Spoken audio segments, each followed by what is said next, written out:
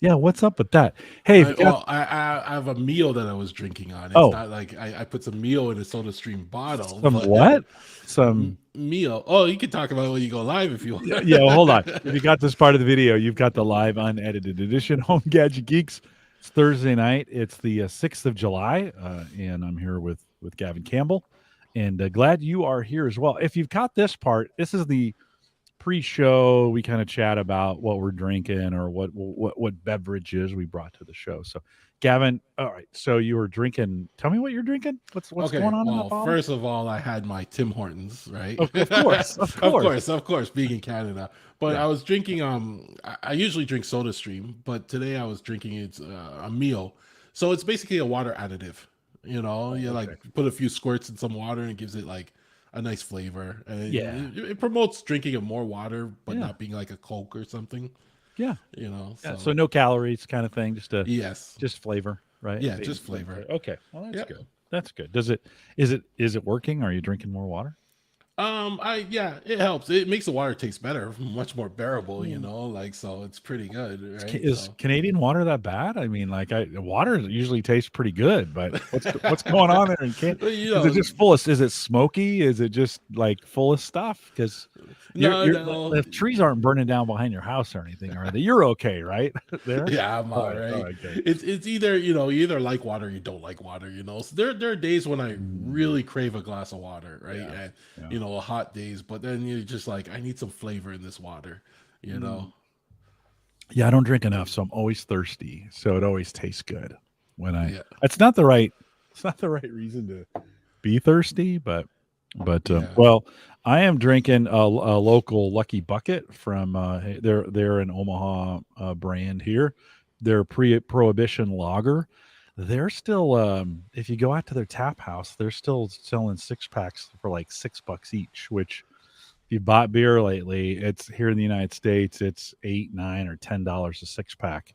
So and it's a great beer. Pre-prohibition lager, delicious. It's just a good one. I go out there and get a case. You know, it's 24 bucks a case. Yeah.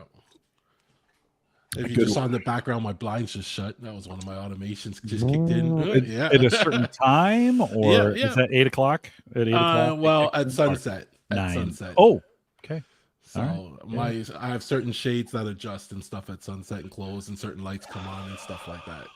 You Yeah, know. you got so much automation. It's awesome. It's just awesome. The wife doesn't think so, but when it doesn't I work, she know. really misses it. She's like, Uh, "Hey, like, why is this not working?" yeah, You yeah. know.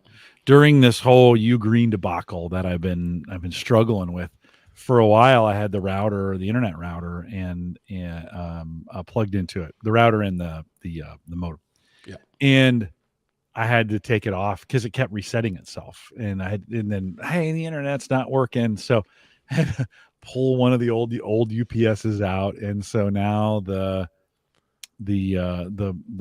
internet is on its own UPS, just so that it stays up if I lose connectivity. The new Bluetti is in though and working. We'll talk about there at the end of the show. Ken, Bob, and Alex, good to see you guys. Welcome. We'll get started here in just a second. Thanks for checking in chat. Good to see you out there. And we'll cover the Bluetti at the end of the show. So we got a little update for you guys on that as well. All right, let's kick this thing off. Let's get chatting. I'm tonight. You're gonna sell me something, Gavin, tonight, because I am like, well, you might convince me to buy something tonight. Like this, the topic we're going to talk about. It's not electric toothbrushes like it is with Aaron. Like when I talk that, I still haven't bought one of those to be honest, Yeah. or a vacuum cleaner. But what we're going to talk about tonight, I don't want. Okay, so it's July. I didn't change this. July 6th. And they always laugh because I always get people to spend money on our other show. Yeah, So like, yeah. when we were just recording it, TJ bought a couple new sensors all based off something I was talking about. So Yeah. I'm good at spending other people's money. That might happen tonight. I'm not gonna lie. I might just. I've spent a lot of money in the last. We had new carpet put in.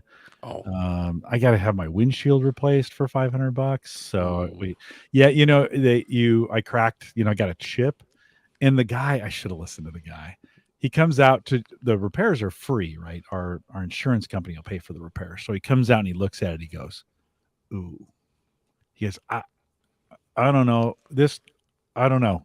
He goes, this could just crack on me. When I'm like, you can tell. And he's like, yeah, I think it's just, he was super hesitant. And he's like, look, if I put this on there and it cracks, you're going to have to get it replaced. And I'm like, I understand. Like, obviously he's had people who it cracks on him and then they try to blame him and, free Yeah. replacement, whatever. So anyway, no, I got you, man. Just give it a try. I'm watching him. He literally just sets the thing on it and just cracks at them. It's like, oh, I tried. I was doing the right thing, getting the windshield repaired. Do you guys have much trouble with that up in your area? Or you get rocks? Yeah, a thrown? lot. We Yeah, got a lot of trouble like that. yeah. Like my neighbor, both their vehicles have some windshields they have to get replaced. Yeah. So Yeah, well, I got one that went down and one that went up, and it didn't block my field of vision. And I think that's the law if it crosses over your field of vision. So it's like, oh, well, maybe I can get away with this for a while. And then I noticed today there's a crack coming straight across. So I was like, well, I guess I'm gonna have to. Get it replaced. So yeah, and I insulated the shed, and so that there was a couple $100 in that, and been spending some money. Okay, let me kick this thing off. Here we go. All right. This is the Average Guy Network, and you have found Home Gadget Geeks show number 576 with guest Gavin Campbell, recorded on July 6th, 2023. Here on Home Gadget Geeks, we cover all the favorite tech gadgets that find their way into your home and some that are outside of your home. News, reviews, product updates, and conversation, all for the average tech guy. I'm your host, Jim Collison, broadcasting live from the Average Guy.tv studios here in a beautiful tonight, 75 Fahrenheit. Outside, it's beautiful. Gavin, where you're at, are you guys doing okay? I know it's smoky, but how's the weather in your area? Tell us again where you're at. Oh, I'm in Pickering, Ontario, just east of Toronto. So I'm just on the suburbs of Toronto. But these last 2 days have been extremely hot. You're looking at like 30, 32 degrees Celsius. Yeah. And a few weeks ago, you mentioned the smoke, but a few weeks ago, it was really smoky. So the smoke coming over from Quebec hit us, and you just look outside and all you saw was smoke, and it just smelled like campfires everywhere. Right? I mean, it's something to laugh about, but it's like it was really, the air was bad. Yeah.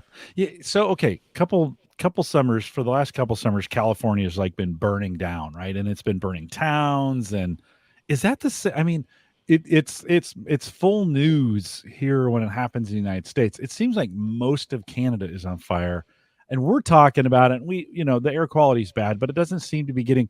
Is this so remote that it's just not really affecting people, or have there been damage to property, and is that same thing kind of happening with the fires up there? Oh no, there's been a lot of property damage. I have coworkers living in Halifax. They've lost houses and stuff like that, right? Or they were given like 5 minutes notice, get out now, right? So it's really affected a lot of people, and I think this is some of the worst fires we've had in many years. Yeah. The smoke actually made its way across to Europe and was hitting Portugal and stuff. Wow. It was being carried over there, so that just shows how much it's still burning. Yeah. But it's just not as bad right now. I use the My Radar app, and it has a feature you can turn on a fire indicator, and it'll put a little stamp. And as I as I zoom out, I mean, I feel bad for you guys up there. As I zoom out, it's solid fire icons across the whole thing. And so, okay, well, yeah, nothing to laugh about, and certainly for those folks that are losing property, losing their livelihood, losing their homes. We feel and well, my phone's spying on, or my watch is spying on me as well. Wish well for everything that's going on up there. It's still not that news. I mean, it's crazy when it's California. That's all we hear about. When it's Canada, it's just not making regular news. So, but we're covering it here on Home Gadget Geeks. We're also covering gadgets. So let's get to that as well. A couple things in the meantime. Big thanks to Nathaniel Lindley, who joined me last week, actually 2 weeks ago. I was on vacation last week, and kind of caught us up to date. And we talked a little bit about what's going on in school, and then kind of caught up with an outdoor patio project he was working on. If you haven't listened to it, go back 575. Big thanks to our Patreon subscribers as well. If you're finding value in the podcast and you want to give back, I got some room on the Patreon team. So if you want to join us over there, theaverageguy.tv/Patreon. Oh, you heard from him already, but Gavin Campbell is here from hometech.fm. And Gavin, always great to have you on. Welcome back. Oh, thanks for the invite. When I saw your email come through, I was like, oh, yes, I have a lot to talk about. Like Yeah. I saved up a bunch of things. That's awesome. You're like a quarterly guy now. I have you on probably about once a quarter, and trying to get you in for all the updates. Give us a quick update on what's going on at hometech.fm. I know you made them crunch the recording today because you were recording that right before the show here. So I apologize to those guys for that. But how are things going on over there? What do you guys give me some recent topics maybe you guys have been covering over there? Hometech.fm. Oh, one of the most things we have, like every week we talk about what's new in Matter. It seems like every week some device comes along and adds Matter support, and we're going to get into a little of that. But, we talk about that. We talk about a lot of the projects we're working on, and between the three of us, Seth and TJ, we all have projects we're constantly working on. So we get into some of those and give people ideas, answer some questions, and then hit the news. So it's a lot, it's about an hour every week, the show is, and we cover a lot of different topics from the pro space down to the regular do-it-yourself space. Yeah. If you haven't subscribed to it, check out Home Tech. Just search for that in your favorite podcast app or head out to hometech.fm. Love what you guys are doing over there. And if you're a listener here, you're definitely going to like what's going on over there, and you might want to pick that up. Okay, before we get into lawn sensors, I'm super excited about that topic, by the way. I know people are like, oh, come on, Jim, it's like toothbrushes. No, you're going to I am super excited about this lawn sensor. I want to get the meter because you picked up a meter, and you say it's changing your barbecue game. Give us the story behind that. So I first heard about Meter actually through you. You guys talked about it here, right? And I instantly tried to get the discount, but I was in Canada, so I don't think it worked for me at that time. Oh, sorry. But yeah, that's all right. But I just got a new barbecue at the end of last year. I grabbed a Weber. It was on sale. Gas or natural gas. I installed a line. Yep. Oh, so nice. It's really good. It's the EX355, the Genesis model. So it's a really nice model. And once I got that, I can grill all year long. So even through the winter, I'm grilling and stuff. And then you guys talked about this meter. So I looked it up and I was like, this looks really interesting. And I grabbed the cheapest one at the time. And my first time using it, I used it probably on some chicken. It changed my grilling. Yeah. Just knowing the inside of the chicken temperature, without having to cut it open and look at it and all that type of stuff and getting all the notifications, I love it. Yeah, this is the one I think we're showing here. Yeah. I think Mark Robson is the one who kind of got me using temp to get, to check the, while you're grilling. And it does, right? There's no guessing. You're not like, I don't know. It's science. It is or it isn't ready to go. And so the meter, did you get, there's a one, a one probe option, there's a two probe option, there's a four probe option. What'd you pick up? So this is my advice to anybody looking to get the meter, right? I went for the cheapest one. Don't do that. You're going to want the next model. At least get the Meter Plus because it will give you extended range. I think it puts a repeater in the box. Yes. At least get that one and you'll be happier. I wish I got that one, but I didn't think it would be this good. And I've added it to my Christmas list or, various gift lists, my birthday list to maybe get the 3-pack if it's available. Because sometimes I'm grilling multiple things on that grill, or somebody wants a steak this way and another person wants a steak this way, and I having multiple meters, it's so worth it. I love it. Yeah, the app is really good. Like Yeah. it's simple to use. It's very intuitive. And now I always use my meter for big cuts of meat, like a pork shoulder, or I've never tried that with like a piece of chicken. Or you're not. I use my digital thermometer when I'm doing that kind of stuff to just probe around at the different pieces. For you, did you stick it in one of them and wait to get to the right temperature, or how'd you Yeah. use that? Yeah, I just stick it in one of them, wait till it gets the right temperature, even with my steaks. And I know it's just a piece of chicken, but it also, like, the wife loves the chicken a certain way.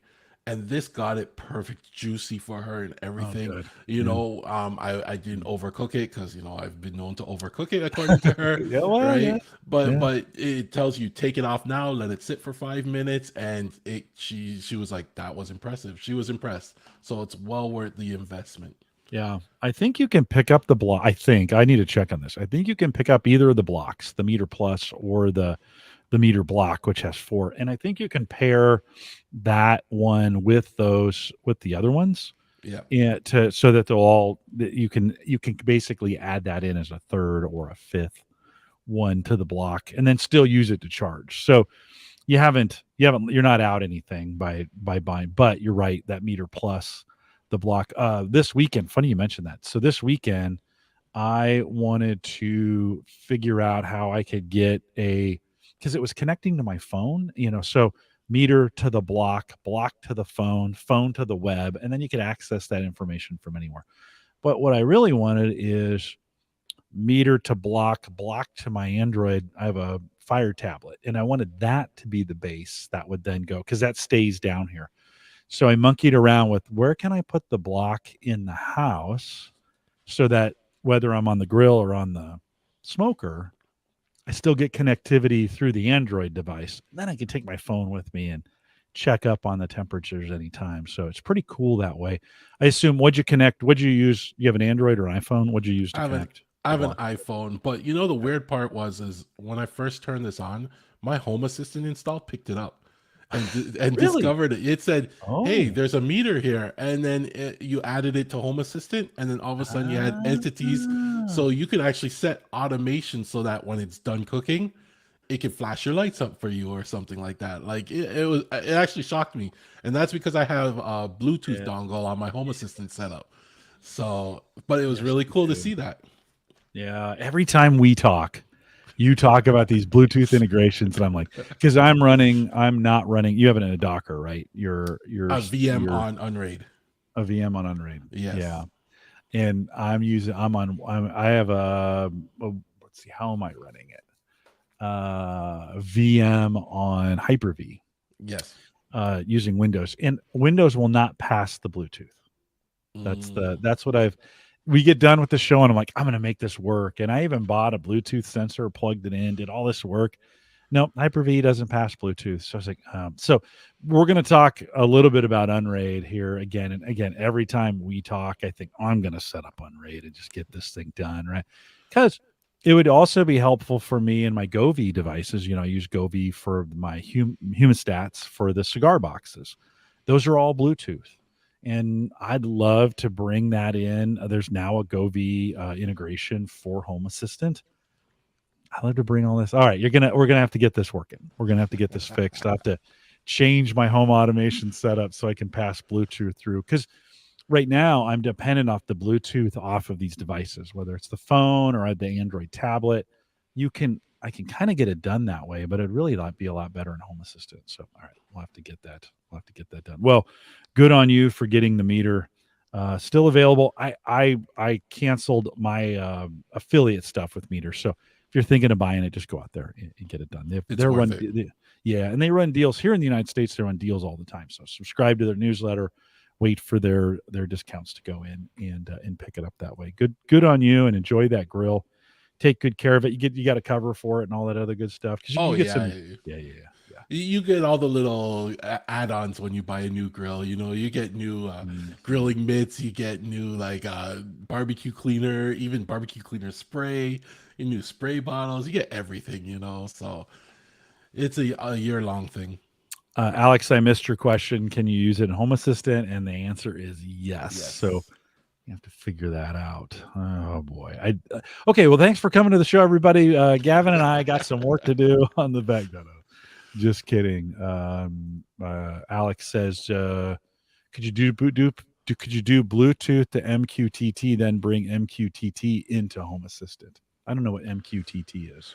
Um, I know what he's saying. I thinking about it because if you have a Bluetooth dongle, you don't even need to go through MQTT. It will just go straight into Home Assistant. But I don't remember if the Bluetooth actually adds it to MQTT and then imports it that way.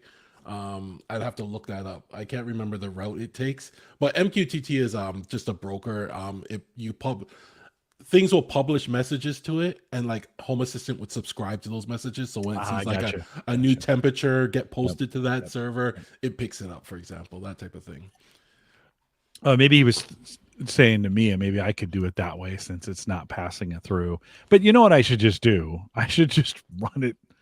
I should just run it the way you're running it. We get it. We'll get it figured out. We'll get it figured out here.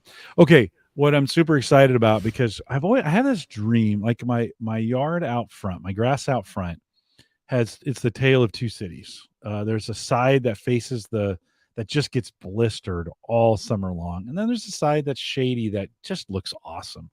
And I know the shady side needs a lot less water than the sunny side, but I mean, I could just water it, but I'm kind of, we're in a climate where, hey, water's not free, and I want to be a good steward of it. It drives me crazy when I see people watering their lawns and it's running down the gutter. That drives me crazy, right? But I'd love to have some.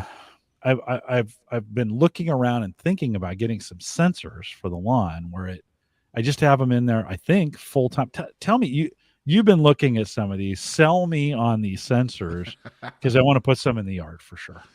Yeah, well, this year I was like you. This year I wanted to take more control over my watering schedule. So I have a Ratio set up with my irrigation system, and Ratio does an all right job with knowing when it rains and stuff like that. But I didn't find I felt like it was underwatering or overwatering, no matter how much I tweaked it, because like you, my yard gets different amounts of waters based on where it is, right? So I felt like it wasn't working the best way, and I wanted to know exactly, where it needs water and have more control over that. So I tried a whole bunch of different water sensors, right? There were ones from I had a list here, but there were Zigbee ones, because I have my Zigbee network out there. There were Wi-Fi ones. All of them had issues because there's resistive or capacitive are two different types of water sensors, and sometimes you'll see them with three little stakes in it or something like that, right? And those ones, everyone complains that they wear out, they rust over time, they'll go bad. And then there's the one that looks like it's just one single flat piece of board that sticks into the ground. That's the capacitive one that everyone says is the best one. So I eventually started looking for that one, and I came across a company called Ecowitt, right? And they made this type of sensor, and I gave it a shot, and it communicates over yes, that's it on the screen there. It communicates over RF, right? So in North America, it uses the 412 frequency range, megahertz frequency range. So I needed like an SDR dongle for my Home Assistant so I can read stuff like that, right? I already had one because I was reading my water meter with it. On the last show, we talked about that, right? So water meter runs at the same frequency as this. So all of a sudden, it just started picking this up too. So I was like, bonus, on top of that. So I bought a few of these. I put them around my yard. I now know in different parts of my yard what the moisture is in the grass. And I've tweaked my watering schedule so that I know how much water I need to get it to a certain percentage, right? So I like to try and keep it between 30 and 50%.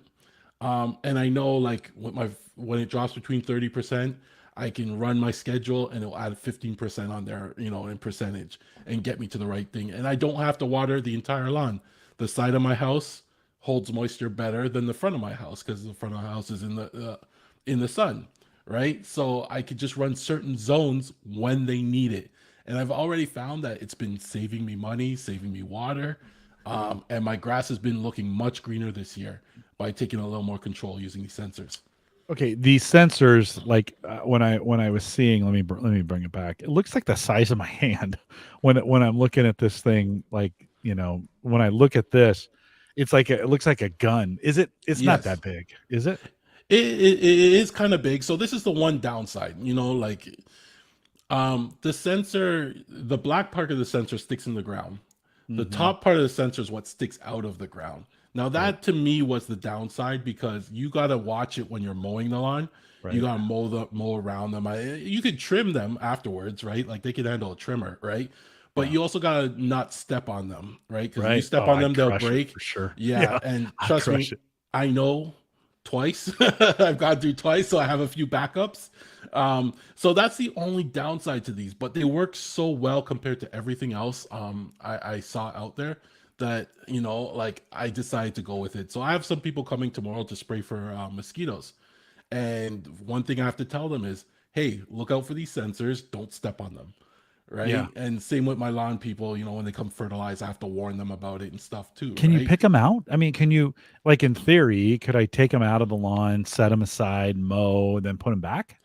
I was doing that at first, but I found they were like it's a weak point where the black pieces, right? Okay. So Yeah. pulling them out and putting them back in, you're prone to break it, over time, right? Hmm. So I just leave Okay. them in the lawn. I mow around it. I trim it after. Yeah. Um, you don't need a lot of them. Just in each zone, you kind of get an idea. Um, but like I said, like the extra bit that I have to mow around them, I love them having that information so well, and they work Yeah. so well. Yeah. Especially sending information from outside my house in the yard and getting it back to my home assistant. Like Right. the frequency, it just picks it up. What's the range on these things generally? Um, Mine are they're pretty Is- far. Well, it says, I think outdoor, it says here on this graphic, a 300-foot Yeah, wireless transmission. and that's based upon like Yeah. Yeah. things, walls, cement, etc., right? You can also get a station. Like they have the one you're looking at, it comes with a single station, but you could just buy Mm, the sensor itself. okay. Like for me, I just bought the sensor itself for it's $22 on your screen right there, Yep. right? Yep. And that's I used my SDR, right? But if you really wanted to, you could get a full Ecowitt station that allows you to add up to 8 devices, and then you can somehow tie that into Home Assistant. But I also found that that only supported 8 devices, so that was kind of a limit for me, where I have more than that in terms of not just these sensors, but I have some other sensors too, right, tied into Home Assistant through the same company. Mm-hmm. Mm-hmm.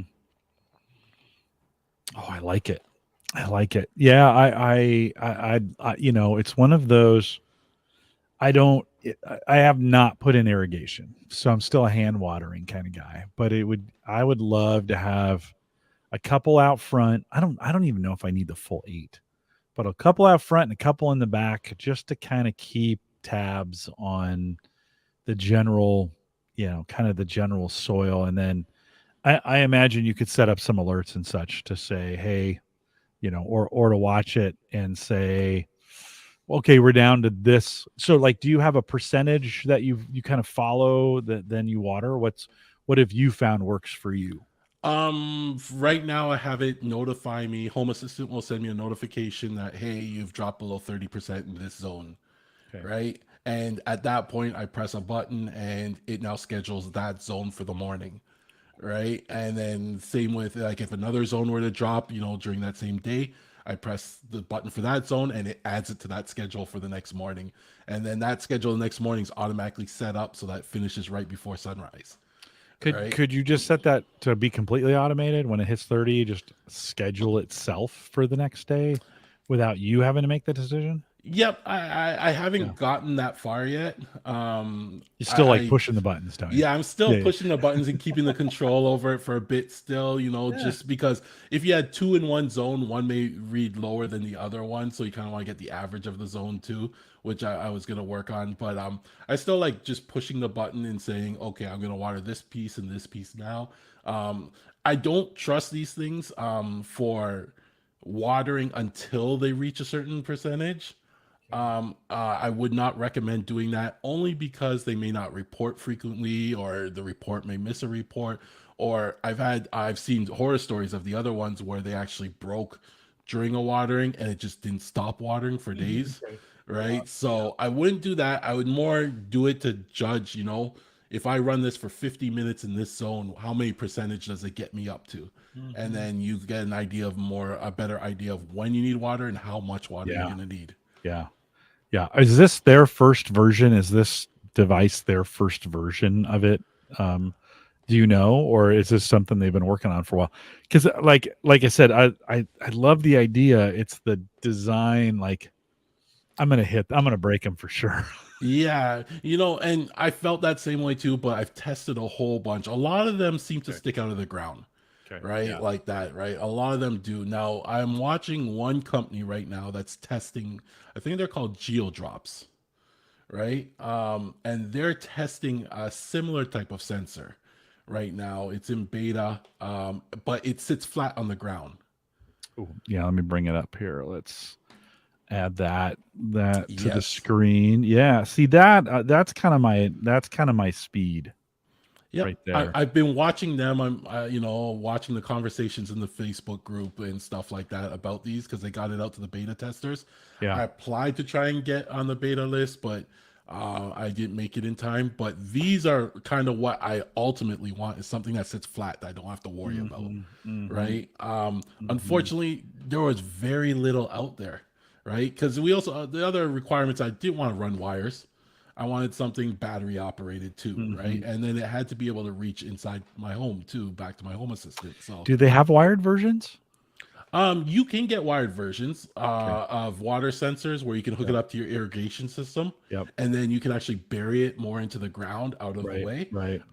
I didn't want to get into that. I'm afraid that if I dig anywhere in my lawn, I'm going to hit one of the water lines. Yeah. Yeah. It's happened. Yeah. But Yeah. yeah, I've been watching this company. So if this company, I don't know when it will be released.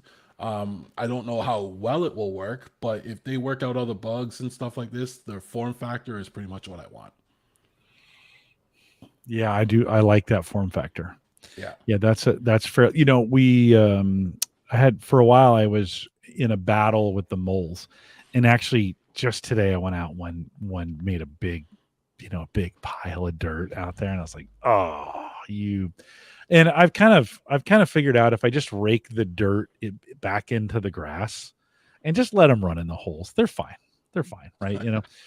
So so I bought those stakes that have batteries in them and you jam them in the ground and then they don't work, but they Yeah. make a sound, whatever. And that's from a water sensor standpoint, that's kind of what I'd like to see is I can get it in the ground so I can go over it with the mower and Yeah. not worry about it. Yeah. Well, it with these there's a few spots on my lawn I could probably put it where it's on the edge of something or near something else, and then I can just trim around it. If Yeah. like you said, you could just kind of trim around it. Well, 20. So basically here US 20, let's say it's $23 a sensor, and then if you're at some point you get either you're going to need to buy the monitor for it that supports up to 8, right? Yeah. Yep. And or connected to Home Assistant. Yeah. You'll have to buy the And you'll need a SDR dongle. for it. Yep. Yes, yeah, yeah. Yeah. That's about Mm, $40, I think, US or okay, something like that. okay. So Yeah. it's relatively inexpensive. Yeah. Where do you have your radio? Like, so is your box down, like downstairs in a basement? Is it upstairs where it's got better access to some of those kinds of things? How's that working? Well, my home assistant actually is running on my Unraid server, and my Unraid server sits in the front corner of my house. Mm, Right, so it's in the basement. The antenna is just on the top of my rack, and surprisingly, that antenna picks up a lot of things. okay. Right, it's picking up weather stations in the area. It's picking up all my neighbors' water meters. I think I have about I have 20 water meters reporting into it. Um, and it picks up all these sensors really easily. Like it has Okay. no issues.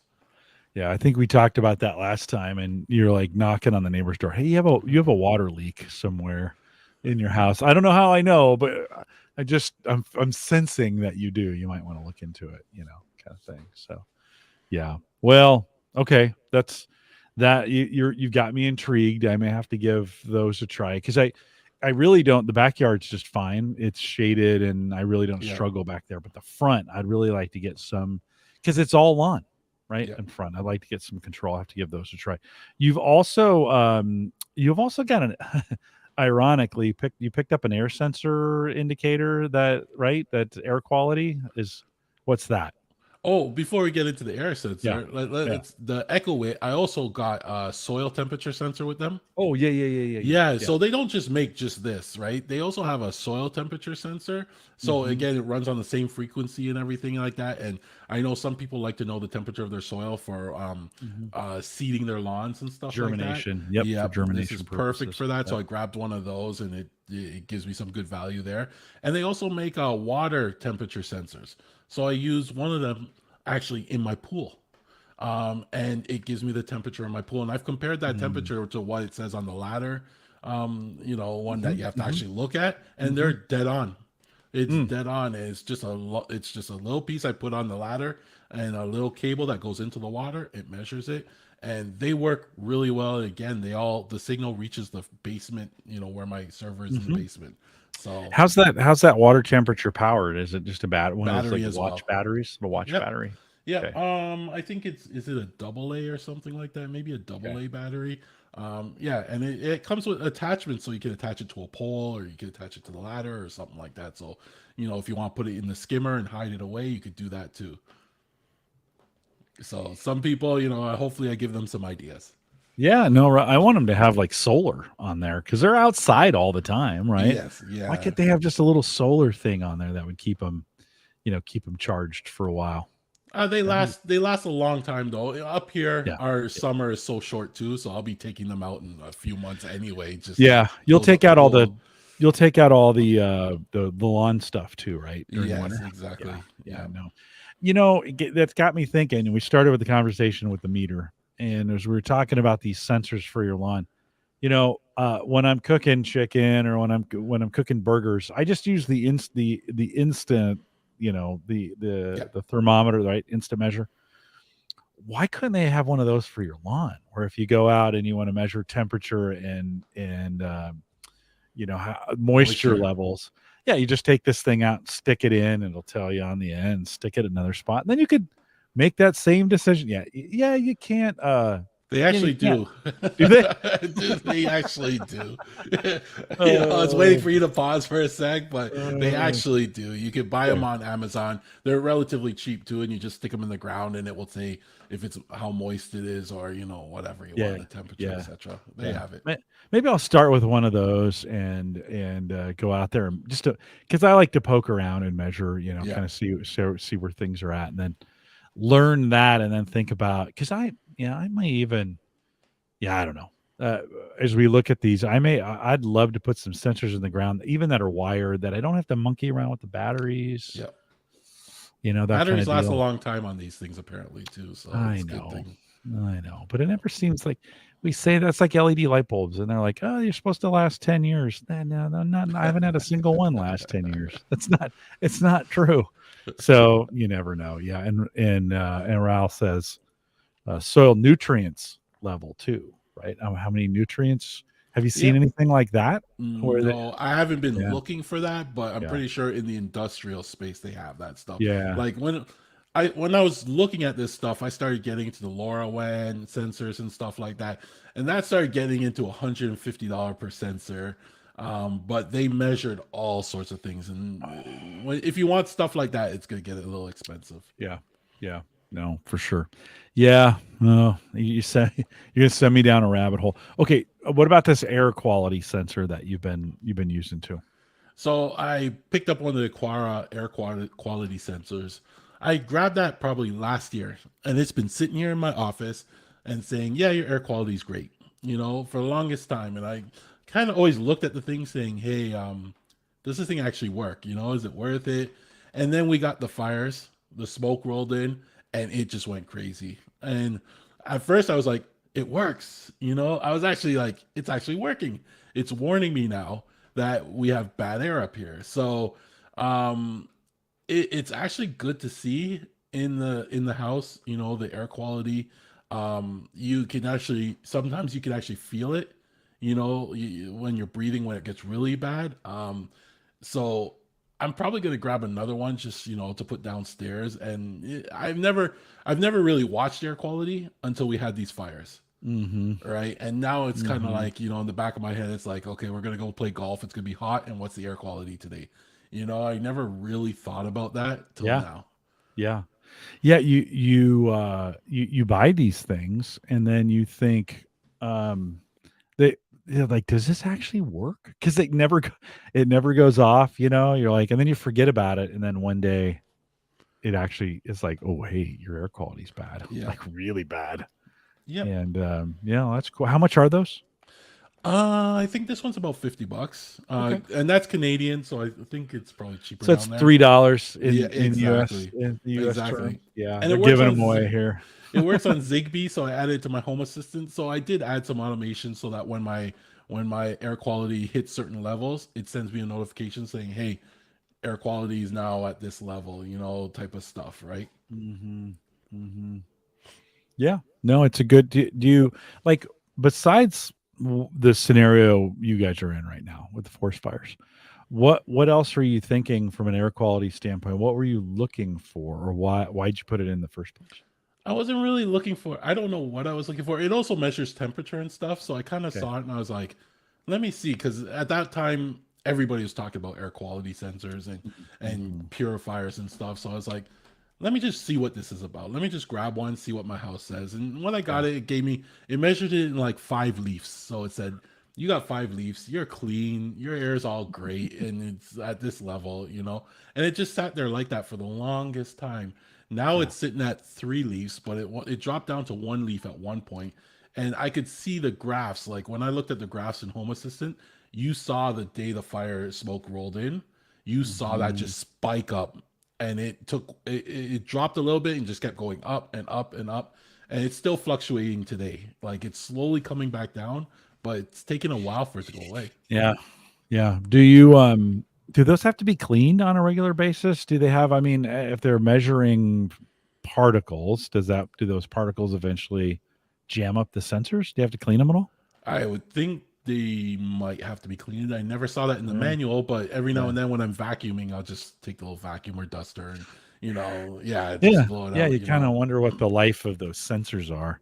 Yeah, Can't be a very big sensor, no, it's a you small know? sensor. Yeah, Yeah. Yeah. Yeah. Well, no, that's cool that you can, again, that moment when you're like, oh, this thing yeah. actually works. If you're talking about air quality. So no other, from I was trying to think of what else besides that would cause, I guess, smog in some cities and some of those kinds of things. It may be good to know what you're up against from an air quality standpoint. Yep. And, Uh, and one thing to consider is when I first got it, it would drop from 5 to 4, every now and then, and I did not know why. People mentioned if it was in a room over the kitchen, you could have been cooking. That could cause it to drop a little bit too. You got to take that into consideration as well. yeah, yeah. Have you done any connected, like fire alarms, radon detectors? Have you done any work on any of those where those are connected into? Yep. So my fire alarms actually are first alert, and Okay. they're Z waves alarms. So Oh, they worse. work the same way as a regular fire alarm, right? Like by law, they have to work like a regular fire alarm, Yeah. but they add in the extra Z wave communication to you can have it tied into again Home Assistant. So if something were to happen, you can have other automations kick in like doors unlocking, stuff like that, right? Or you could have the fan turn on in the furnace, or Hmm. Hmm. there's various things people do. But yeah, my all my fire alarms are connected. If you have, they're all battery powered. If you're in a house that has hardwired ones, I think Zeus was it recently released a connectivity kit that would basically allow get you into the Z-Wave space with those hardwired Yeah. ones by Yeah. monitoring the signal line. Basically, it will know and send off the signal, so you can Yeah. look into doing something like that. They're out there. The packages are out there.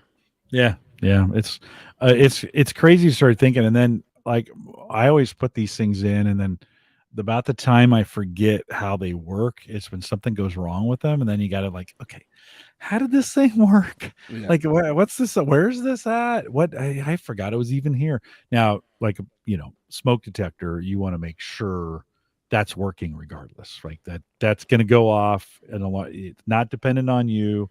I guess some batteries could matter. Brian says knowledge of air quality is definitely something that people seem to be paying attention to a lot more in the last few years. totally Something agree. that will have a positive effect based on actions taken. That's true. And think about, yeah, just kind of knowing like, oh, yeah, maybe I shouldn't do this or, whatever for better air quality.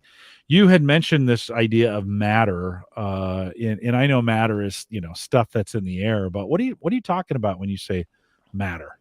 Matter is the new smart home standard that everybody's talking about now. It's Well, basically, yeah. I'm probably gonna butcher it, but I'll try and explain it. But it's like a communication standard, like an onboarding and communication standard that sits on top of another protocol that they call Thread, or it can work over Wi-Fi. Right, those are the two big things. But it uses Bluetooth to help onboard products. Um, you'll see more and more products coming out. They'll either one have matter built into it, or two promise matter in the future. Never buy a product based on promises. Trust me. We've already seen a few companies back out now, such as Wemo, saying, "Hey, we're yeah, not, we're gonna rethink this matter thing." Um, it was the coming together of all the big companies, Apple, Amazon, Google, etc., coming together trying to make a standard. But over time, and I was predicting this, they're butchering it in a way. Like it's becoming kind of a mess, right? I'm starting to see products come out where they say it's matter certified, and it may do something, it may partially work on matter in the other ecosystems, but if you add it to like Apple HomeKit, for example, you get all the features, and that's how they're kind of protecting themselves. So I'm not a fan of the matter. I actually today just picked up my first matter over thread device. And like a couple hours ago, I was trying to add it to my Apple Home, no luck. I was trying to add it to my Alexa, no luck. So I'm gonna play around with my Home Assistant Sky Connect, which is a Matter controller, and see what happens. But it really needs to be. It needs a few years to iron out all the bugs and get everything going. But I'm already seeing where people are, creating their little silos in the Matter ecosystem, and I'm yeah, not liking that. yeah. Well, we saw that a little bit with lighting. I think you guys recently on a home tech podcast talked about Philips and Wiz. Did I get that? Is Yes. that Yep. right? Yep. Do they say Wiz? Is that the name Yes, of it? it's Wiz. Yeah. Yep. Who's behind that? I Do you can't know? remember. I think are they their own company? Because Sarah Uh, just picked up, my wife just picked up a Wiz light bulb and said, "Can I install this in the house?" And I'm like, she's like, "It says it's Alexa enabled," and I was like, "Yeah, but that's another app to." It's yes. like that's another app to. Did you guys like at this point? So I have some Philips, I have some regular just Wi-Fi ones. I mean, because I just been picking them up as I go. Philips are like $1,000, seems like. So I've been avoiding Philips. Should I just begin to use Wiz light bulbs? I think they're sold at Walmart, so I think they're the cheap ones, right? And any advice there on the light bulbs? Um, I just find when it comes to light bulbs, one, the company may either go out of business and you'll be stuck, trying to find more light bulbs, and then you'll have two apps now, right? Or, like I just whenever I look for a product, a smart product for my house, I first check to see will it work with Home Assistant, and will it be local? And if it's not local, I'm weigh the pros and cons of if it needs a cloud or stuff like that, right? But for light bulbs, I don't have colored light bulbs in my house. I do have some just regular white light bulbs that I automate in the basement, and it's only down there because when I turn on the switch, it'll just turn on all the lights down there, and I Right. just like it like that, right? But the reason why I don't like the smart light bulbs is because then you gotta start worrying about the switch, right? Right. You can get around that if you had a smart switch, right? So some of the smart switches have like smart bulb mode where you can actually disconnect the load on it and then have it automated so when you press up on the switch it'll actually turn on the bulb, but it never cuts the power to it, Right. Right. right? Right. So you could do it that way, but some Yeah. people love light bulbs because of they like setting the colors. Yeah. Yeah. Right. But to Yeah. me, the frustration for something that I may not use often, I don't Yeah. see it there. So I'm an Yeah. all smart switch guy. Yeah. Yeah. Well, I don't want to do any switches. I'm going to go all bulbs in what we do. And I guess now that I'm thinking about this, she bought it and I gave her the, uh, Yeah.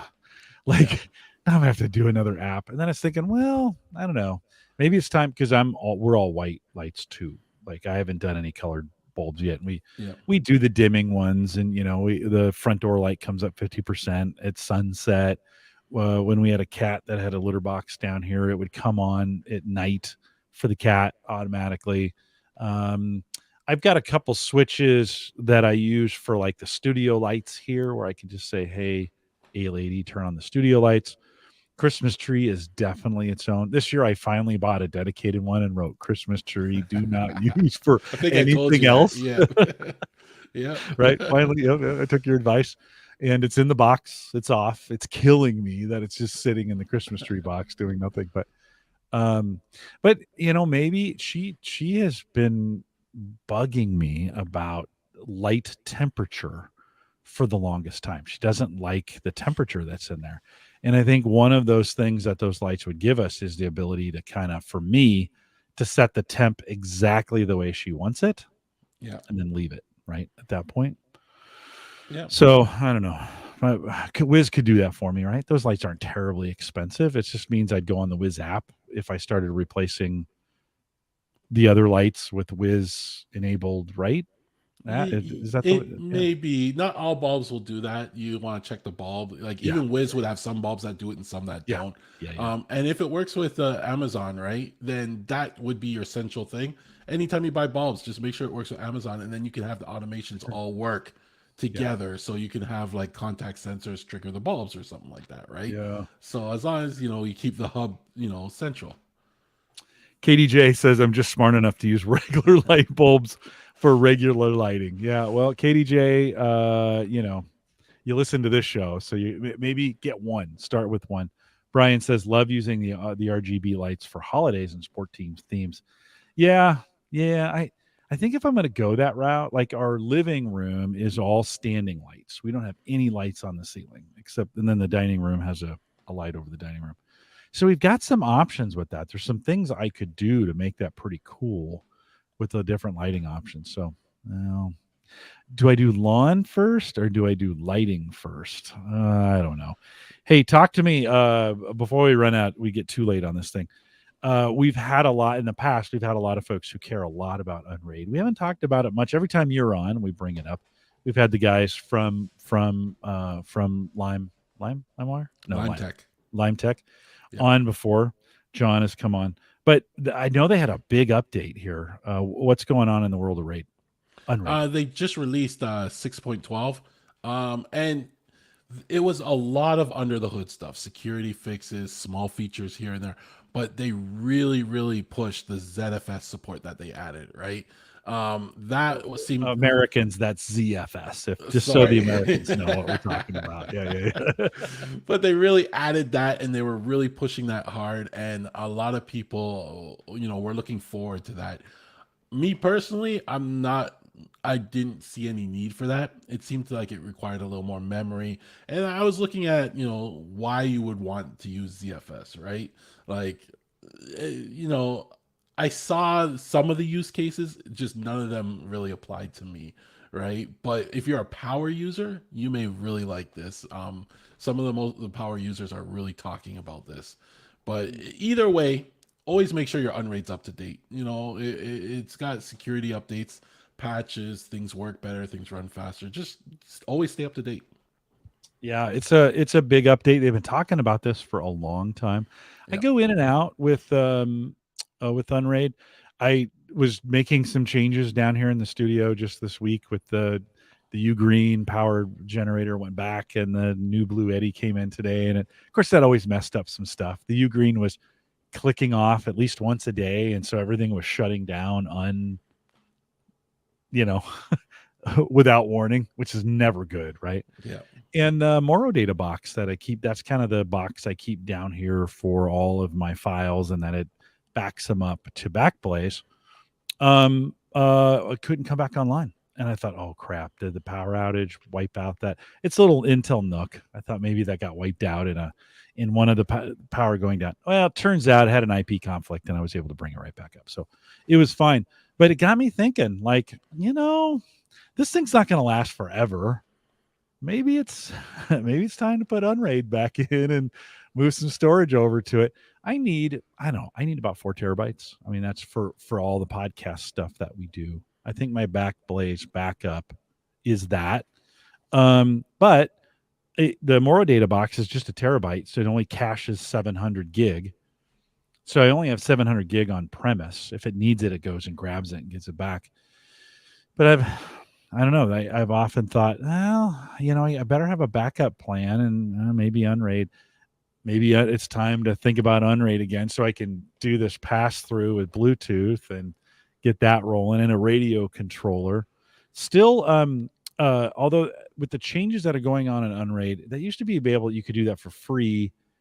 Is there a cost now for Unraid? If I was just going to run that in a basic configuration, isn't it based on hard drives or something? Can't remember. Yeah, it's based on the number of hard drives you can add, and they have. I usually, because I'm so invested in them, I just paid their maximum to support them and stuff like that. I even have a second Unraid box that's just used for backups, and I bought a full license just for that. How much is that? What's a full license? I'd have to look it up. It's been a while since I've been using it for many years, and the price has probably gone up. Everything's gone up. Everything's gone up. But it's you can get a trial. What's the price? Buy now. Is this so for the basics $59? For the plus is $89, which is a year. No, it's lifetime. Oh, and okay. That's up to 12 devices, or you could go with the Pro, which is 130, and that's unlimited. Okay. Right. So I just bought the Pro. I supported them. I use them way too much. My Unraid, I have everything running on one Unraid box, right? And it's kind of scary because whenever I have to reboot it, it takes down like my whole house. Right. So I'm now thinking maybe I should split it between 2 Unraid boxes, and then I can reboot one and still keep some stuff working. Yeah, that's the thing. You think consolidation, you're like, okay, I could get all this on one thing, and that's going to be awesome. It's all in one place. Yeah, until that thing reboots, and then hey, the internet's not working or whatever, right? You know how that goes. Is your Unraid on fairly new equipment, or it used to be we'd always put Unraid on, you'd get just something because it was pretty light. It didn't require a ton, right? So you could run on older equipment. Do you have it running on fairly older equipment or fairly new, or how do you approach that? My equipment's actually really old. I think it's 2012. It's a Precision T3610 or something like that, right? I paid like $200 for it. And then later on, I actually upgraded the chip in it. I put a newer Xeon chip in it with more threads. It's still from like 2012, but now I have I think it's a 12 core, 24 thread, and I can run certain things on certain cores so that they don't interfere with each other. And that it's all old equipment, but it works perfectly. Yeah. Right. And the case is great because I have 2 video cards in there. They both do. One video card's used for AI processing, and the other one's used for displaying video at one of my VMs. So it's worth. You don't need new equipment. I know some people that will splurge and spend tons of money on a new Unraid server. I'm the type of guy where I'm like, I can get a 12-year-old server, and it just if you know how to use the cores properly, it just works well. Yeah. Well, and I think I have an 8-year-old or a 9-year-old box. That's a Core i7 third, maybe second or third gen. Yeah. It's an early box. So no video cards in it, but I could probably pick up a fairly inexpensive one for some of those processing. The plan was when I built the gaming rig, I was going to turn that into an Unraid box, and then I just never did it. And so maybe it literally does nothing. I've got it shows the cameras for my Ring cams, and I've got a analytics I have a Google Analytics window open, always showing what's going on my website. I'm running a whole PC for 2 windows. Like it's pretty dumb. Well, It's you pretty gotta get dumb. some VM set up on there and throw Home Assistant or make it run off of there. Yeah. Well, it's running. Well, That's the box it is running on. It's just oh, running okay. on Windows. So I would Oh, basically put Unraid on it and then run Home Assistant off of Unraid, right? Because yeah, then I could pass through the. It's gonna need. I don't think it has Bluetooth natively, so I need to get a Bluetooth dongle yep, for it. But those are pretty cheap. yeah. Those are pretty cheap. Yeah. Well, thanks, Gavin. Thanks for Thanks for making me spend. Hey, did you find a new photo hosting app for that as well? Are you doing something different with your photos? Yeah, so like I've been constantly looking around for a way to manage photos, and it's just something that to meet our requirements and how I want to manage the photos and what works Yeah. for us. Everyone has something different, but I came across one called Image, IMMICH, right? And it's being highly developed. Like they're moving fast, updates constantly, but they've added a lot of features. It's got an iOS app. I have it running in a Docker. It's got like GPU support. It's what really shocked me is when I first installed it and then I added my library to it, the face detection. Mm. Like that's one of the things I really wanted was to see, I could click on someone's face and it shows me all the pictures for them. It does all that. And it's built in and it runs. I was shocked at how well that worked. Right. So it's almost perfect for me, but it's just enough. Right. That now I can switch to it and they're adding new features and I see the conversations going on in their Discord and everything they're talking about. I'm like, yes, that's what I want too. You're right. So if you're looking for one, check this one out. It's really good. Let's see again, IMMICH.app if you want to check that out. And you're pulling a little Uyghur on this one because he was always, he had kids, so he was Yes. always trying to find the perfect photo app. I'm sure Hannah was putting pressure on him, like, and you can't lose these things. I take so few pictures. Like, it's, I think during the pandemic, yeah, I was walking a lot during the pandemic. I took more pictures of gravestones than because we were walking through Yes. the cemetery. Then I took that, sunsets and cigars, like the gravestones, sunsets and cigars. That's my whole phone. Those are all my, like, and then a selfie with my granddaughter every once in a while. So I don't, for me, I ask this question a lot. I'm like, do I really need to do something with my photos? They're on Facebook. The ones I care about are on Facebook, but that's not a permanent solution. And then I'm like, am I going to care? Am I going to get, when my mom passed away, we had boxes and boxes and boxes of old photos. And we went through them and somebody's like, we ought to digitize these. And we just threw them away. At the end, you're like, it's so much work.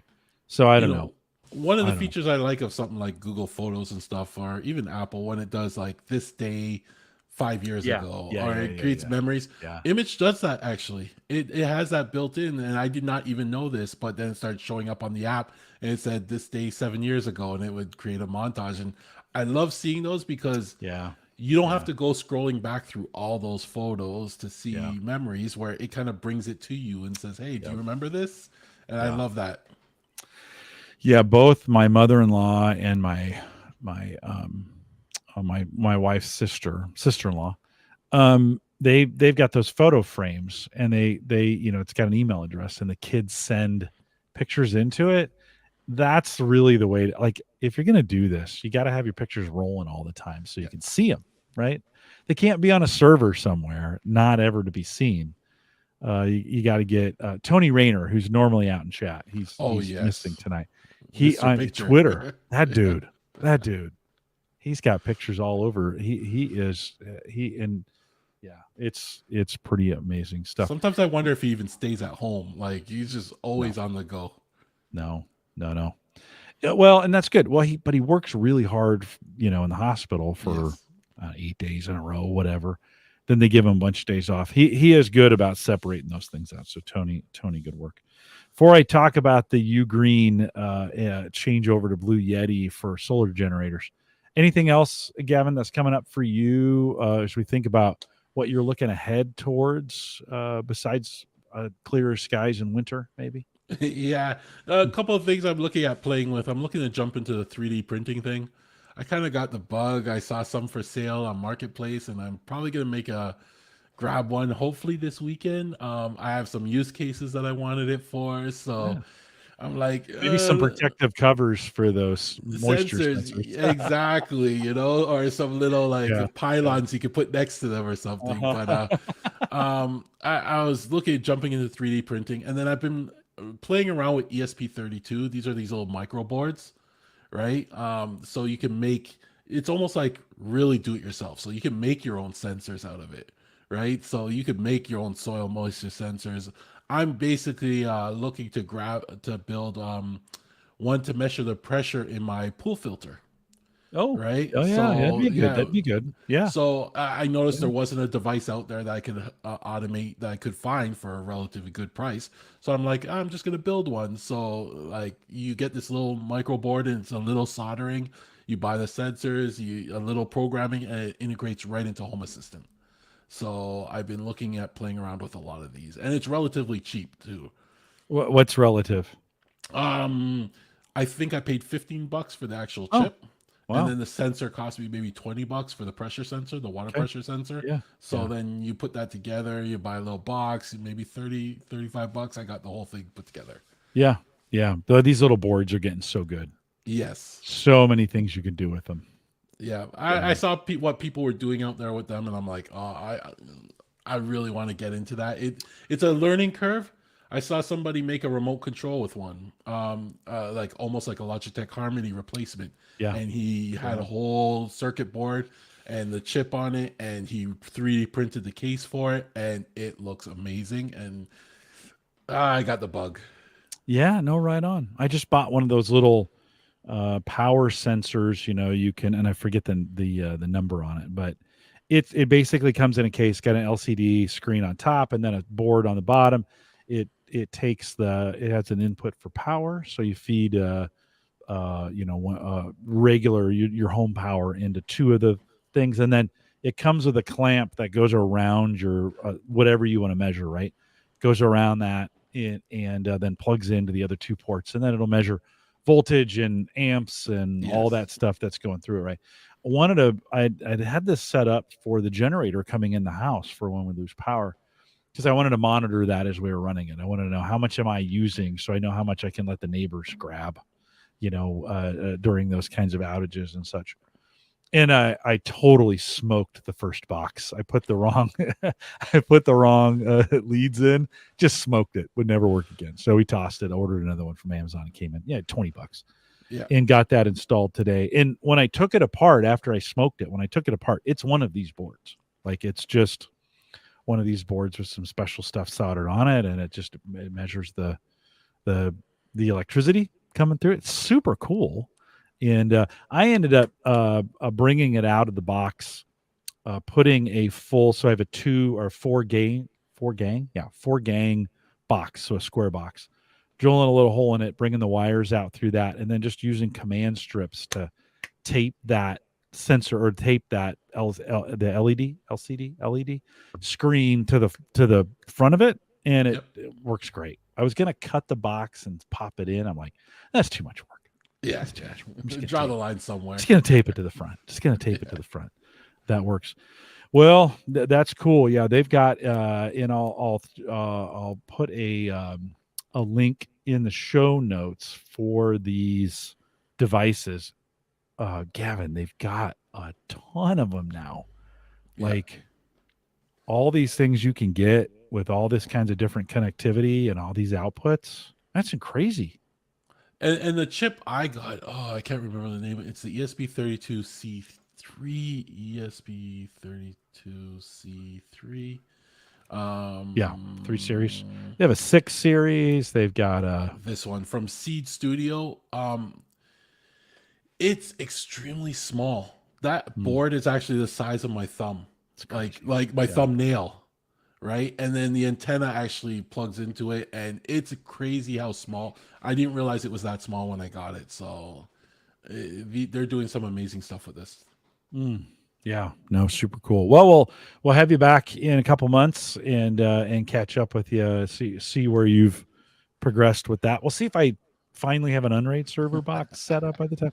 Actually, I say this every time. I'm gonna do it this time though. I'll ping you as I'm setting that up. I'm like, hey, I've got this. What dongle do I need? What radio thing do I need?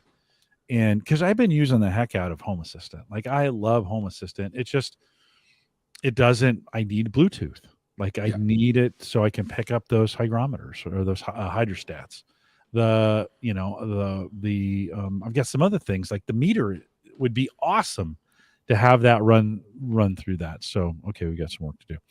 Quick before I let you go, quick update. Chatted with you a little bit before the show, but the UGreen saga continues a little bit. We've been talking about this on in the Discord group. If you haven't joined us on Discord yet, theaverageguy.tv/Discord. Just jump into the conversation. But the UGreen box on the surface looked like it was going to be everything I needed for the first couple of weeks. It was good, and then just started resetting itself.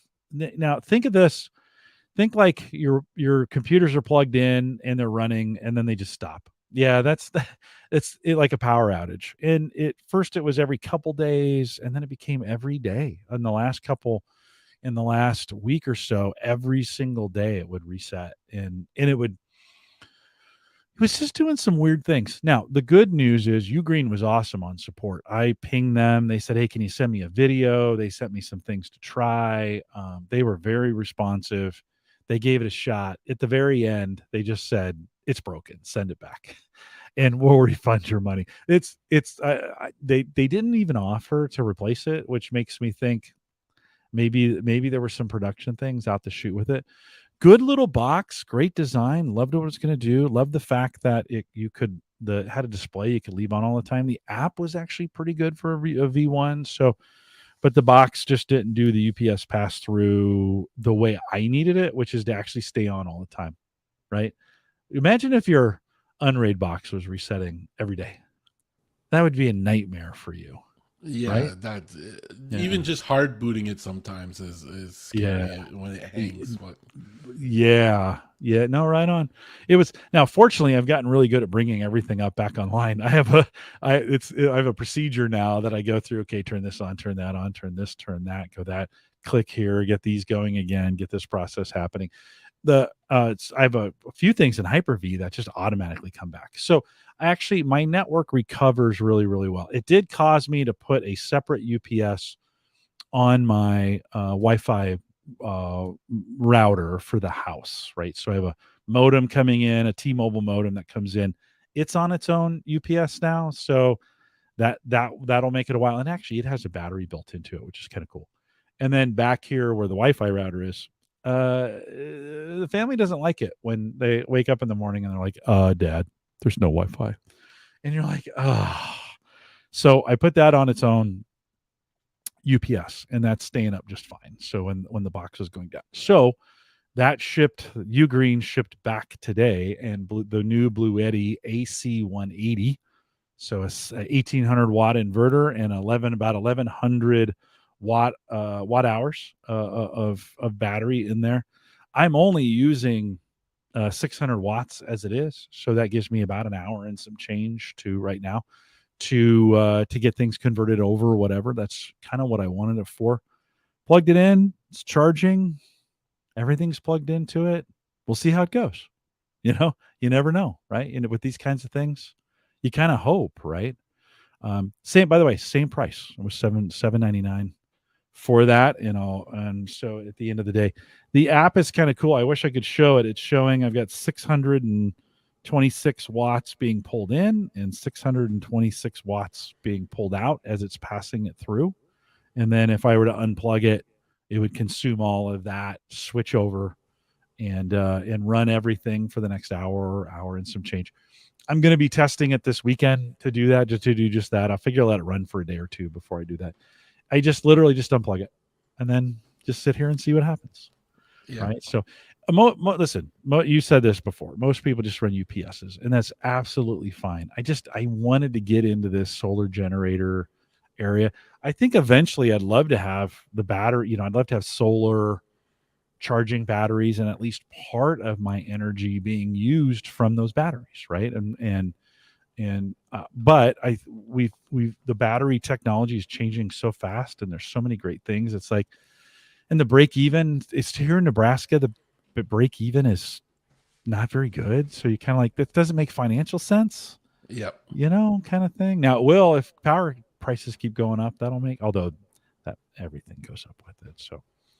So the Bluetti is it's the AC180 if you want to look it up, and pretty cool. I'm actually pretty excited about it. A little Bluetti has been in this business.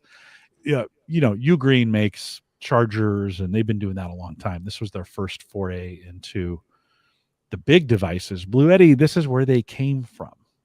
And so hopefully we'll see some good. They have a great app too. Very, very well. So a little bit of update. I'll be talking about that here at the end of the show as well. Gavin, do you guys have anything coming up on home tech that you want to pimp before you on the way out? Are there any topics or anything? Do you guys plan that far in advance at all on what you're talking about, or is it just week to week? It's just week to week. The news it comes out like maybe Monday, Tuesday. We record on Wednesday or Thursday or something like that. So it's like before the show, we finally like plan it all out. Most of the time, it's our projects that we're working on through the week. That's the only thing we'll know, what to talk about in the next show. But yeah, it's usually we do our prep like right before the show, last minute. Yeah. Maybe a little more prep than we do.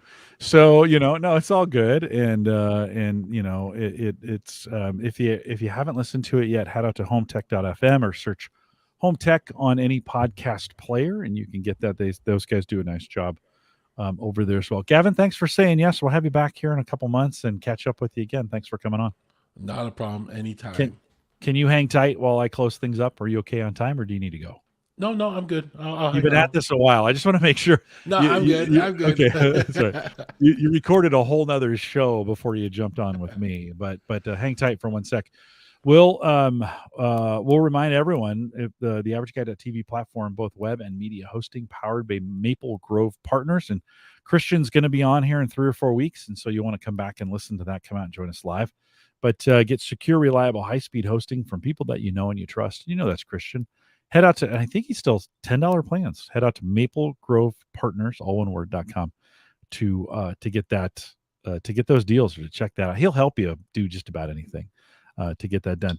I mentioned the Discord group. We got a great group over there if you want to join us, theaverageguy.tv/Discord. How are you guys, Gavin? Do you guys have a community platform for home tech? What are you guys using? We use what is this? Of course, Slack. Sorry. All our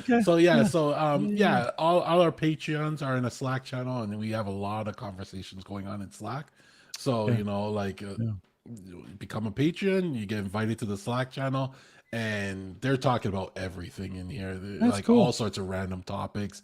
And I'm actually shocked because sometimes you don't see a lot of people talking, but there's people watching, and there's some really like smart people in this channel. I can't remember his name, but he's like the head of Outlook at Microsoft, like the development of Outlook at Microsoft, and he's in there, and we were talking a couple times about Outlook, but it's a really good Slack. Other than that, we have our hometech.social Mastodon server. Okay. So if you're looking to get on Mastodon, go to hometech.social, sign up through there. I'm constantly approving people because of the whole Twitter fiasco. So a lot of people are coming over. Yeah. So that's been going on too. Yep. And we're here if you want to join the AverageGuy.tv Discord. That's and it's same thing. Couple conversations a week, nothing overwhelming and nothing very technical. I mean, gadgetry kind of stuff, but it's just a good group to hang out with. The AverageGuy.tv/Discord. We are live, and of course, you can always send me an email, Jim@theaverageguy.tv.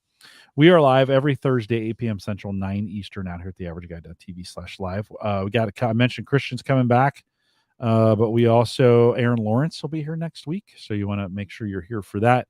And then Christian on the 27th, and I got Randy Walker scheduled right now for the 3rd. So we got some folks lined up, and we'd love to have you in the chat room. Big thanks to KDJ, Brian, Ryle, Alex, and Bob, and Ken, who joined us a little bit earlier. And we'll be back here next Thursday with Aaron Lawrence. She does a great job, and looking forward to that as well. Thanks for coming out. With that, we'll say goodbye, everybody.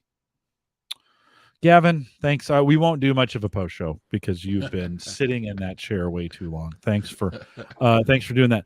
I'm gonna so what I'm gonna do at some point is think through the conversion of getting, because what I need to do is take that PC, basically make it Unraid ready, and just kind of figure out how I want to configure it. So maybe I'll send you a note and say, hey, here's kind of what I'm thinking. Do I got this right? I don't need a ton of storage, but I'm also thinking, I was thinking that box, Moro data box is probably not going to last forever either. And I should probably figure out a way to configure that thing so I can get some fairly decent storage on it if I need to replace it, have as a backup. I wouldn't put much data on it, but I would be passing through, I'd be putting Home Assistant on it and then passing through all these dongles, Bluetooth and these dongles through. So that sounds like something I could do, right? Yep, and Unraid runs off a USB stick. So if you wanted to like not blow away the PC, for example, and just to be safe, you could pull out the drives in there and just boot up Unraid on a stick and put in the other drives on there. Then if you ever wanted to go back, you could just put the other drives back and boot back up into the old system, right? Oh yeah. So for 4 terabytes, what you'll probably want is 2 4-terabyte drives, spinner drives. One will be the parity drive, and then one could be the regular drive, and then you'll want one SSD drive as the cache. So that could be about 500 gig. You'll probably want it.